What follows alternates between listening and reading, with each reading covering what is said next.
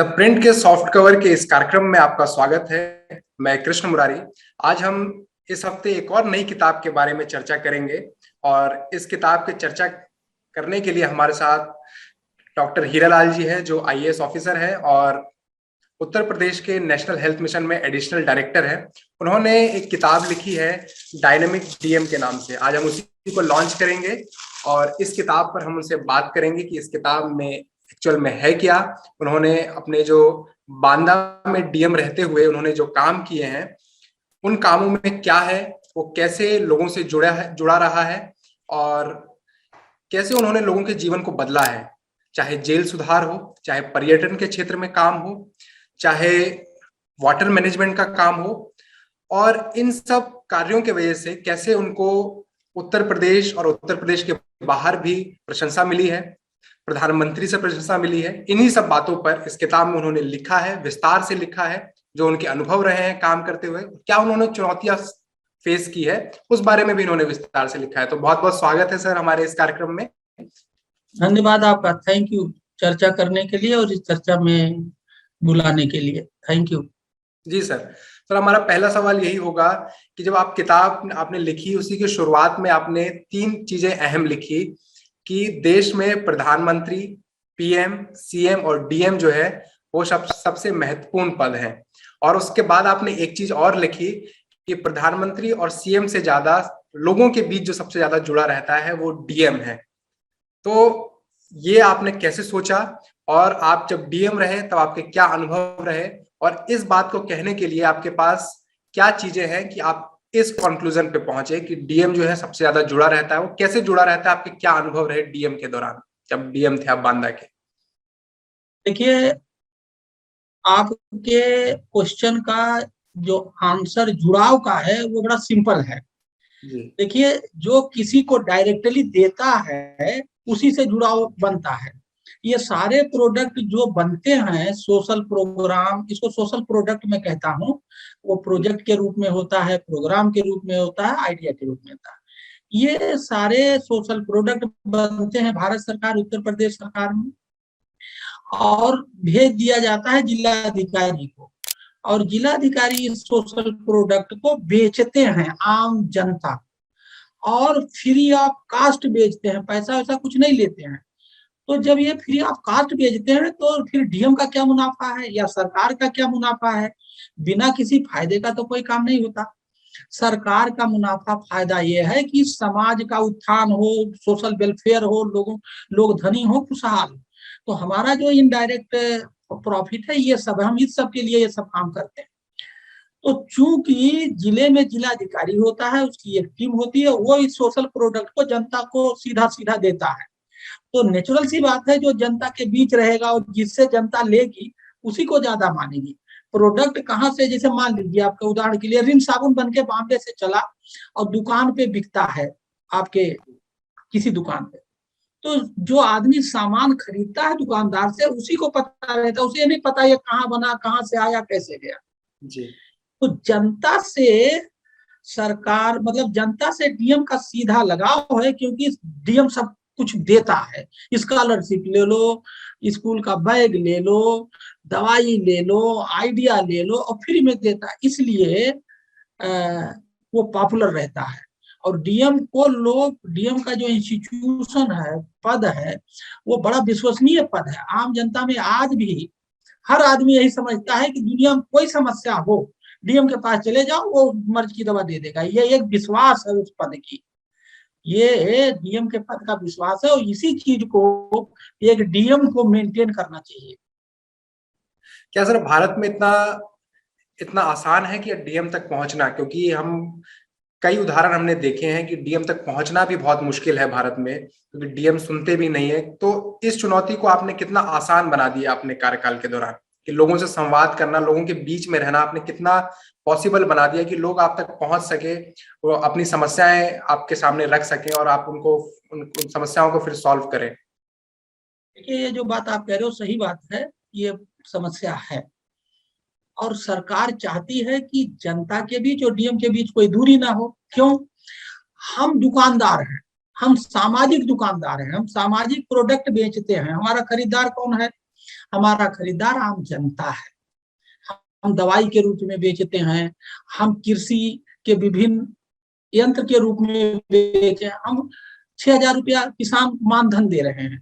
जी। तो देख, हम दे रहे हैं और जनता को लेना है, तो अगर दोनों में गैप होगा, कनेक्शन नहीं होगा, तो कैसे आएगा जाएगा? ये गैप जीरो होना चाहिए। तो देखिए, हमारा यही चैलेंज था कि कैसे ये गैप को जीरो किया जाए। हमने सोचा ये गैप को जीरो करना है। ये मैंने खुद अपने आप से एक चैलेंज लिया कि जनता और डीएम के बीच के गवर्नेंस के में जो बाधा है, गैप, इसको जीरो कर दिया जाए। तो उसके लिए मैं उसी तरह से, जब एक बार आपका कोई लक्ष्य तय हो जाता है तो आप काम करते हो। मैं जनता के बीच बैठता था, जनता से मिलता था, और अगर मैं उनसे मिला तो उन्हें 2 मिनट के अंदर ऐसा लगा रही है तो हम अपने घर किसी परिवार से बात कर रहे हैं, मैं उनको ऐसा कनेक्ट करके ऐसा फील देता था। दूसरी बात यह है कि चारों तरफ से मैं कि मेरे जैसे ये होता था, पर्ची लगाओ आए, मेरा दरवाजा खुला रहता था, 1 बाय 1 आते रहते थे, तो सामने वाला देखता रहता था कि वो अगला वाला जा रहा, मुझे जाना है।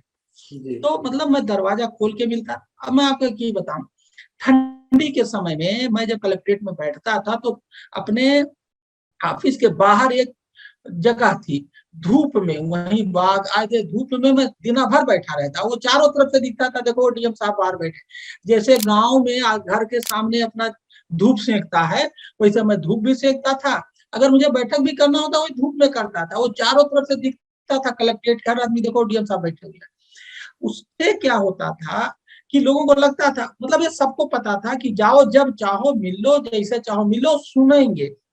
जी। दूसरी बात ये होती है, जब हम किसी की समस्या सुनते थे तो ये नहीं दस्तखत कर दिया और मार कर दिया और जो है तुम्हारा हो जाएगा।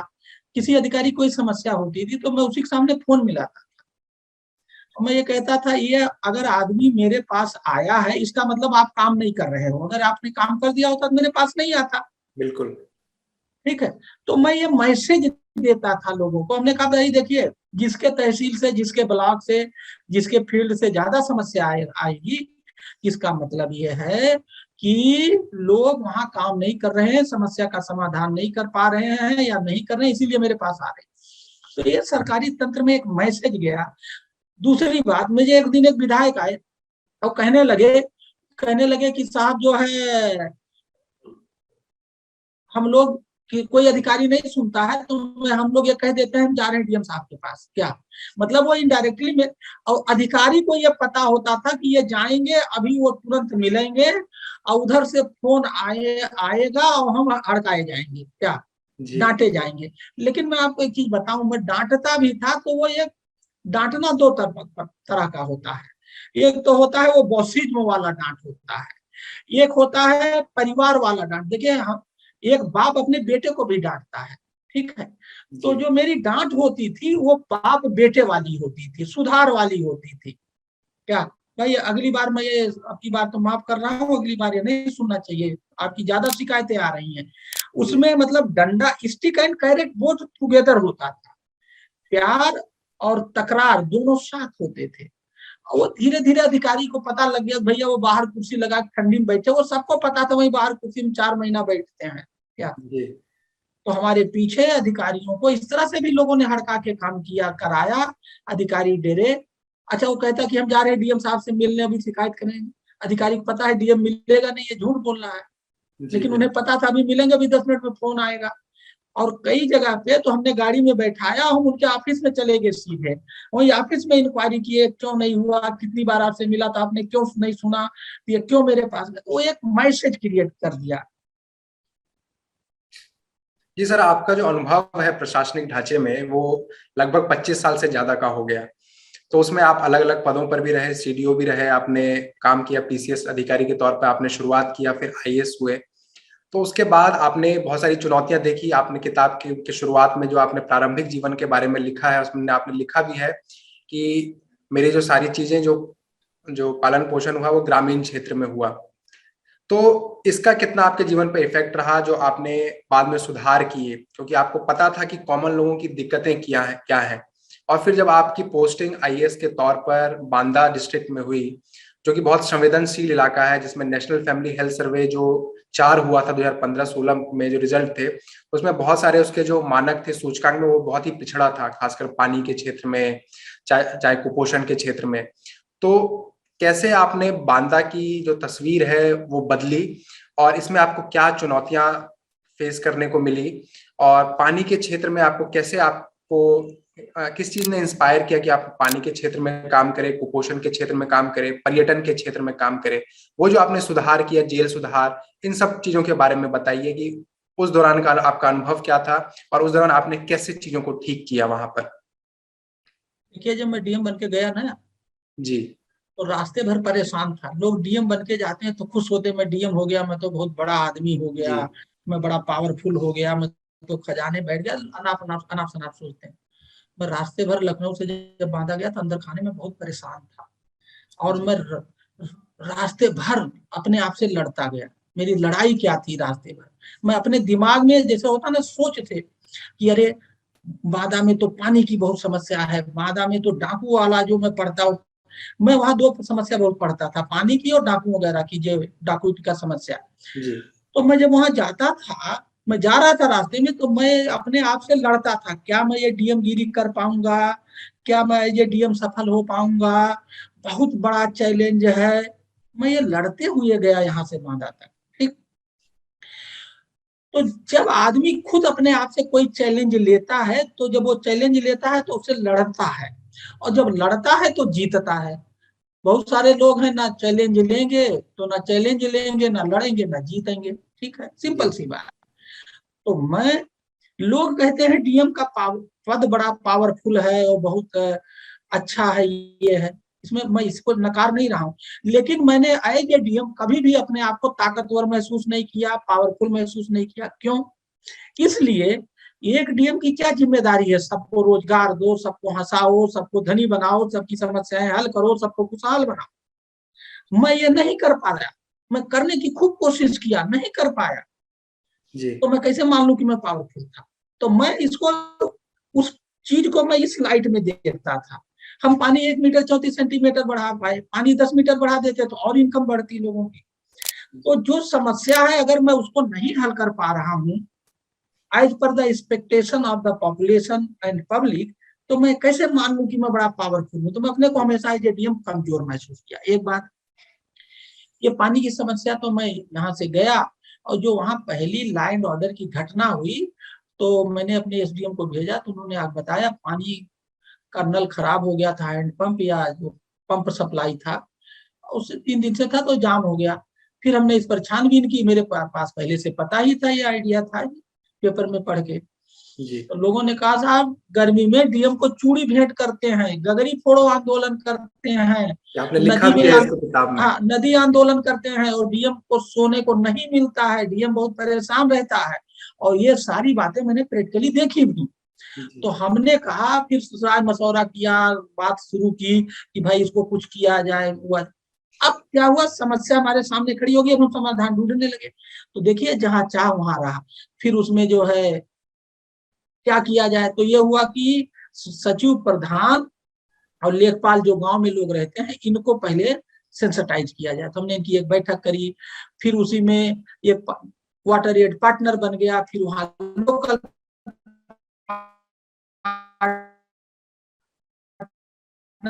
बन गया। वो एक बार जब शुरू हुई ना, तो वो सीखते जाए, 2 एक्टिविटी 3 एक्टिविटी, और धीरे धीरे करते करते वो हमारा कारवा बढ़ता गया, और जल आंदोलन,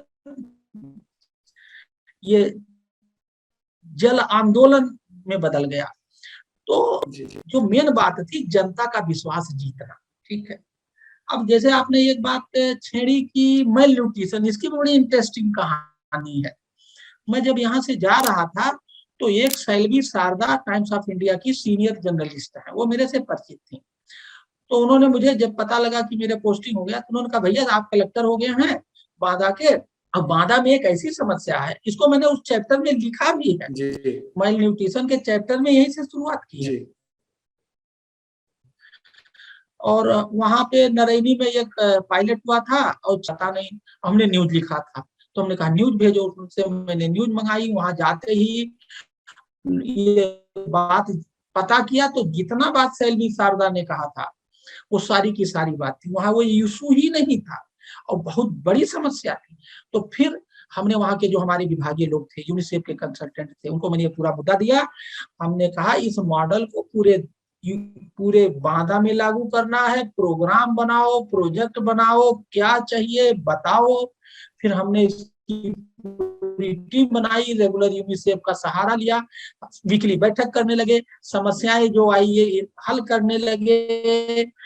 मैं पहला कलेक्टर था कि माइन फंड से 30 लाख रुपया दिया, किसको, इस काम के लिए कोई नहीं दिया। तो हम इस तरह के नए रिस्क भी लेते थे नया काम करने के लिए। I was single out DM, मैंने 30 लाख दिया वो बच्चों को खिलाने के लिए, माइन फंड होता है जो हमारे उस पर होता। जी सर। और सर इसमें आपने जो मॉडल गांव की जो परिकल्पना की है, मॉडल गांव है क्या, इसके बारे में भी हमें बताइए कि मॉडल गांव एक्चुअली है क्या, आप उस पर कैसे काम कर रहे हैं, इसे बताइए। हाँ, मॉडल गांव की जो परिकल्पना है वो भी बांदा की। बांदा में जब हमने काम किए तो जब वहां से मेरा ट्रांसफर हो गया तो इसका हमने इवेल्युएशन कराया। एक हमारे मतलब मेरे एडवाइजर हैं और नाबार्ड के रिटायर्ड सीजीएम है, उनका 30-35 साल का बहुत लंबा अनुभव, बड़े लर्नेड आदमी। तो रूरल डेवलपमेंट में मैं उनसे पढ़ता रहता हूँ, राय लेता रहता हूँ, सीखता रहता हूँ। तो जब हम हटे, उनको मैंने बांदा भी कई बार बुलाया, कई प्रोफेसर को बुलाया। देखिए होता क्या है, बहुत सारे लोग अपने को बहुत काबिल समझते हैं कि हमसे ज्यादा कोई नहीं जानता, कलेक्टर तो हो गया तो भाई बहुत बड़ा समझता है। मैं हमेशा अपने आप को जीरो मान के चलता हूँ, ये मैं मान के चलता हूँ कि मैं उसका एक्सपर्ट नहीं हूँ, मुझे कुछ नहीं आता है। और मैं 24/7 सबसे सीखता हूँ, लर्न करता हूँ।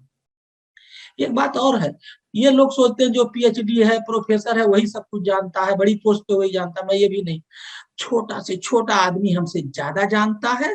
तो मेरी ये भी, चाहे छोटा हो, चाहे बड़ा हो, चाहे गांव वाला हो, चाहे कहीं का हो, अगर वो बताया और मेरे समझ में आ गया नहीं ये तो सही कह रहा है, तो मैं अपने को विड्रा करके उसके आइडिया को ले करके मैं उसका आइडिया इम्प्लीमेंट करता हूँ। एक बात।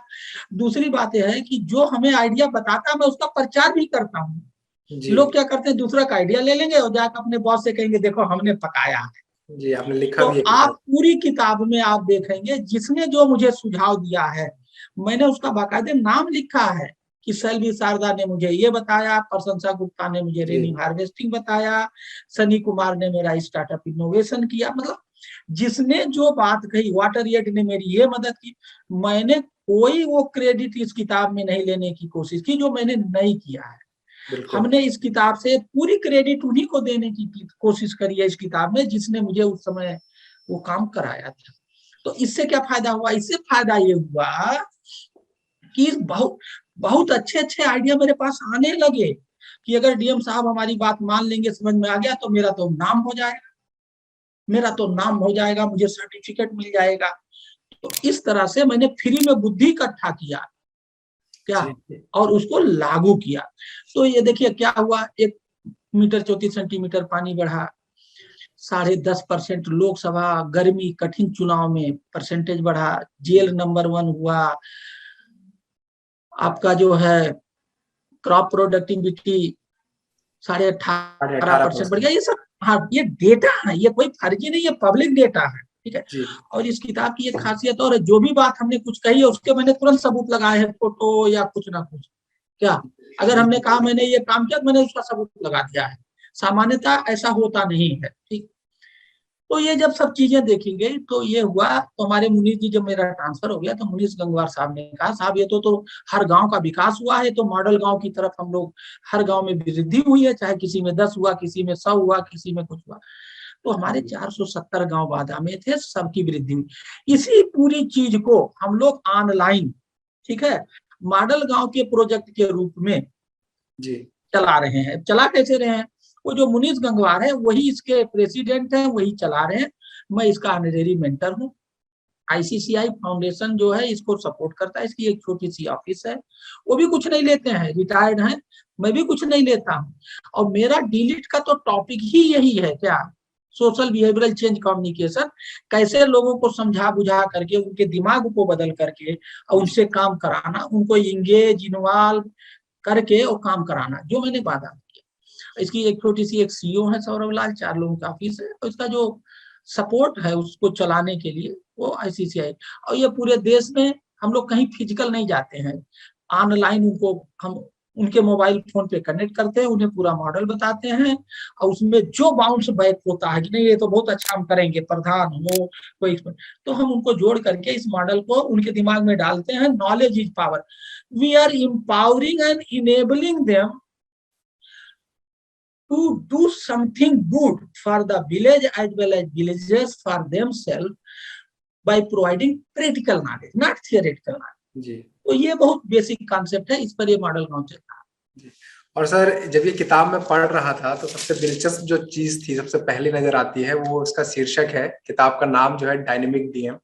और मेरे साथी भी काफी लोगों ने पूछा कि जब उनसे पूछिएगा कि ये डायनेमिक डीएम इन्होंने किताब का नाम क्यों रखा, इसके पीछे की कहानी बताइए, जो आपने किताब में लिखी भी है, फिर भी हमारे दर्शकों के लिए बताइए। लेकिन आपने चूंकि ये देखिए, जब किताब की नाम की चर्चा हुई, देखिए हमारे यहाँ होता क्या है, लोग बहुत ज्यादा उसके पॉजिटिविटी पे नहीं जाते हैं, उसके हम लोग क्या करते हैं, हमारा एक बेसिक निगेटिव ज्यादा ढूंढते हैं, पॉजिटिव नहीं ढूंढते। तो जब ये किताब का नाम डायनेमिक डीएम, तो इस पर खूब डिस्कशन हुआ हमारी पूरी टीम में, ये तो आप अपनी तारीफ में किताब लिख रहे हैं, ये डायनेमिक डीएम रखोगे तो लोग कहेंगे अपनी तारीफ कर रहे हैं। तो इस पर फिर डिस्कशन हुआ कि रखा जाए ना रखा जाए। हमने कहा नहीं, नाम यही है और ये मेरा नाम नहीं है, ये एक पद का नाम है और जनता का दिया हुआ नाम है, क्योंकि डायनेमिक डीएम नाम अट्रैक्टिव है और ये लोगों को खींचता है, फोकस में लाता है, लाइमलाइट में। तो एक्चुअली कहानी वो जो आपने किताब में पेज नंबर 3 पे हमने यहीं से शुरू ही किया है, सबूत लगा बिल्कुल कि किताब का नाम डायनेमिक डीएम ही क्यों। देखिए वहां ये बुंदेलखंड न्यूज नाम का बहुत बड़ा पोर्टल है, बांदा के ही है, और श्याम निगम, सचिन चतुर्वेदी, ये सब मिलके वहां चलाते। एक साल जब मेरा पूरा हुआ तो उन्होंने 8 मिनट का और 8 सेकंड का एक क्लिप बनाया, और उसकी जो हेडिंग थी वो डायनेमिक डीएम था, ठीक है। जी। और वो पुराने 1 साल में मैंने ये किया 8 मिनट का वीडियो, मेरी 8-10 घटनाओं को बहुत बढ़िया बनाया और खूब चला। तो डायनेमिक डीएम वहीं से शुरू हुआ। हमने उनसे पूछा आपने डायनेमिक नाम, कहीं साहब आप दिन भर 8 बैठक करते हो, अभी 8 बजे पता लग रहा आप यहाँ उद्घाटन कर रहे हो, 9 बजे पता लग रहा वहां हो, 10 बजे पता लग रहा आप बैठक कर रहे हो, 11 बजे पता लग रहा उस तहसील में हो, तो आप हमेशा डायनेमिक रहते हैं। तो हम लोगों ने इसीलिए आपका ये टाइटल, एक डीएम जो हमेशा डायनेमिक रहता है, भाग दौड़ करता रहता है और मेहनत करता रहता है, इसलिए हमने इसका टाइटल डायनेमिक डीएम। उस वीडियो का हमने लिंक भी लिखा। अब जब एक बार ये नाम चर्चा में आ गया तो आप जानते हैं हमारे देश में नाम रखना और बदलना और नाम के पीछे ही तो सब मामला चलता है। तो सारे पेपर वाले, सारे अधिकारी वाले सब लोग डायनेमिक डीएम कह के मुझे मेरा निकनेम ही डायनेमिक डीएम रख दिया क्या। फिर वो अखबार वाले लिखने लगे, मैंने वो भी एक कथन। तो इस पृष्ठभूमि से डायनेमिक डीएम इस किताब का नाम पढ़ा, और ये बाकायदे सबूत सहित क्यों पढ़ा, चैप्टर नंबर 3 पे पहले 2 पेज इसी पर हमने लिखा कि किताब का नाम डायनेमिक डीएम ही क्यों, उसका पूरा मैंने सबूत रखा है।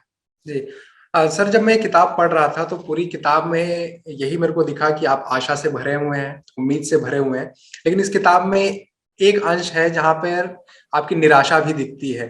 जब प्रधानमंत्री पुरस्कार के लिए आप आवेदन करते हैं और वो नहीं मिल पाता, पहले दूसरे चरण में पहुंचते हैं, लेकिन बाद में जाके वो छट जाता है, क्योंकि तब आप बांदा के डीएम नहीं हो रहे होते, इस मानक के तौर पर हटा दिया जाता है। तो वो इंसिडेंट बताइए, वो क्या था, कैसे आपने आवेदन किया, कैसे शुरू हुआ? देखिए ऐसा है कि प्रधानमंत्री पुरस्कार की एक योजना है, उसमें हर साल आवेदन मांगे जाते थे। हमने अप्लाई किया, हमने 6 विषय में अप्लाई किया, मेरा पानी वाला सेलेक्ट हुआ। तो उसके कई पहले स्तर में सेलेक्ट हुआ, फिर दूसरे स्तर में सेलेक्ट हुआ, दूसरे स्तर में 2 ज्वाइंट सेक्रेटरी रैंक के। पहले तो सिलेक्शन होता है कि पूरा उनका बहुत बृहत्तर फॉर्मेट है, 3 वीडियो मांगते हैं, पेपर मतलब बहुत जबरदस्त। तो उसमें मेरा सिलेक्शन हुआ जी। फिर 2 ज्वाइंट सेक्रेटरी की टीम बनी, उन लोगों ने पूरा इंटरव्यू किया ऑनलाइन, क्योंकि कोरोना था, जाना था मौके पे ऑनलाइन किए, वहां कैमरा लगाया गया, उसमें मैं सेलेक्ट हुआ, ठीक है जी। फिर ये एडिशनल सेक्रेटरी की अध्यक्षता में 4-5 ज्वाइंट सेक्रेटरी की एक कमेटी होती है, वो हमारा इंटरव्यू लेते हैं। लास्ट में जो बैठक होती है कैबिनेट सेक्रेटरी महोदय के सामने, उसमें से मेरा नाम हटा दिया गया। मैं पूरे इंडिया में टॉप कर रहा हूँ और मेरा नाम हटा दिया गया, और कारण ये बताया गया कि कारण यह है कि उस एप्लीकेशन को जब अप्लाई किया गया था तो उस समय आप डीएम नहीं थे, जो बांदा के डीएम थे उन्हीं को अप्लाई करना था। मैंने इस चीज को हर फोरम पे मैं गया, मैं इसके लिए अपने माननीय मंत्री जी से जाकर के व्यक्तिगत मिला, वो सचिव साहब थे उनसे जाकर के मैंने मिला, और फिर हमारे जो सांसद जी थे उन्होंने कई चिट्ठी लिखी, अपने कई सांसदों से लिखवाई। इस लड़ाई को भी हम लोगों के द्वारा, हमारे द्वारा बहुत करीब 15-20 एक महीने तक हम लड़े कि ये नहीं होना चाहिए, ये प्रोसीजरल जो लेकुना है उसका लाभ हमें मिलना चाहिए, तो नहीं मिलना चाहिए। तो ये बिल्कुल, लेकिन फिर हम इतनी मतलब उसमें हमने अपनी बातों को इतने फोरम पे इतने तरीके से कहे, उसके लिए मुझे एक आध अधिकारी ने बुला करके उस समय के हड़काए कि तुम ये कर रहे हो, क्योंकि जब मैं ये लिखता था तो किसी को उससे दिक्कत भी होती थी जिसके गलती की वजह से सब हुआ था। तो उन्होंने इनडायरेक्टली मुझे किसी मेरे यूपी कैडर के ही अधिकारी से मुझे इनडायरेक्टली कि तुम ये मत करो, नुकसान उठा जाओगे। मैं आपको एक चीज बताऊं, जब कोई सही चीज होती है तो मैं उसके लिए लड़ता हूँ, और मैं नुकसान का बहुत परवाह नहीं करता। और अगर आप नुकसान का परवाह करोगे तो न्याय और अन्याय में बहुत ज्यादा अंतर नहीं रहेगा, फिर आप जो है लेबर हो जाओगे, फिर आप ये आईएएस नहीं हो क्या। तो अगर मेरे समझ में आ गया कि ये सही बात है, तो चाहे वो मेरा हो चाहे कोई जनता का हो, हम उसका साथ देंगे, ऐसा मैं करता हूं। और यही कारण है कि मेरे हर 6 महीने बाद ट्रांसफर होते हैं। क्या अभी मेरे रिकॉर्ड है, मेरे खूब ट्रांसफर हुए हैं। क्यों? मैं जो है गलत बातों से या बहुत सारी चीजों से समझौता नहीं कर पाता। जी सर, बातचीत के अंत में एक और दिलचस्प चीज आप मुझे हमें बताइए कि इसमें 4-4 लाइन की शायरी लिखी हुई है जिसमें आपके कामों को का उल्लेख किया गया है, जिसमें आपने उनका नाम, जो नाम है उसके नीचे वो है नजर आलम नजर बांधवी। वो कौन है और कैसे आपको आइडिया आया कि उसको भी शामिल किया जाए इस किताब में? देखिए, जब हम पानी का अभियान चला रहे थे तो हमने पानी पे कविता कराई, पानी पे मुशायरा कराया, हास्य कवि कराया, राजू श्रीवास्तव कॉमेडियन साहब को जो कॉमेडी किंग कहते थे उनको बुलाया था। तो जिस दिन ये सब हुआ था तो मुशायरा और कविता हुआ था, तो मुशायरा भी हुआ था, बड़े बड़े हमने मुशायरा करने वाले लोगों को बुलाया था।